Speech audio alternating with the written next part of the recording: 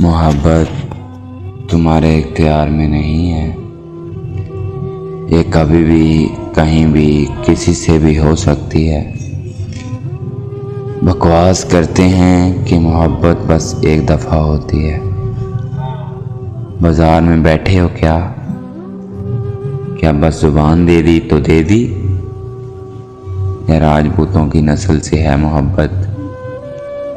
ایسا کچھ نہیں ہے، محبت کسی سے کہیں بھی ہو سکتی ہے، کسی راہ چلتی لڑکی سے، کسی وحشا کے حسن سے، کسی رکاضہ کے پازیب سے، کسی کے لفظوں سے محبت، کسی کی آواز سے محبت، کسی کو چائے سے محبت، تو کبھی سگریٹ سے محبت ہزاروں راستوں سے تمہاری طرف آتی ہے، مگر ان سب محبتوں میں سے کوئی ایک عشق میں بدلتی ہے، جس کے سامنے ساری محبتیں کمزور پڑ جاتی ہیں۔